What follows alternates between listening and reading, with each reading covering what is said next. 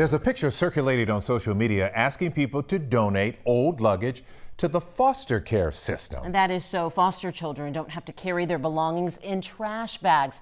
Some of you have asked us to verify if the request is legit. Our Verify team looks into it. Stephanie Whitfield has what you need to know before you donate.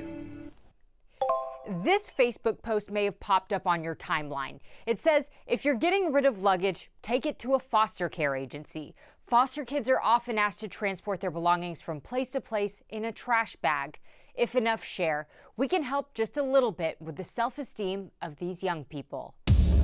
It's a great idea, but viewer Sharon Allen wanted to make sure it's legit. So she emailed our Verify team asking if it's true, and if so, which local agencies accept luggage. We found 3 organizations that do take luggage donations. The Children's Assessment Center takes new and gently used luggage of any size. There should be no obvious signs of use. You can drop it off at their office. DePelchin Children's Center takes new suitcases only, so they don't have to worry about pet allergies.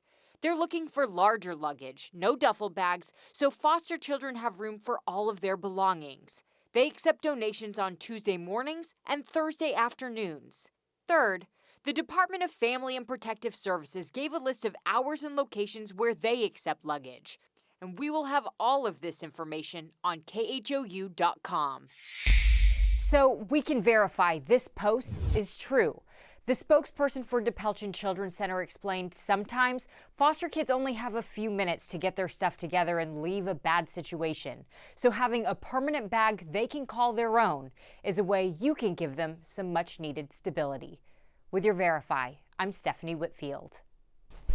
Critical information verified. Thank you, Stephanie. If you see something online you'd like us to verify, reach out to us on Facebook or Twitter. You can also email us at verify@khou.com.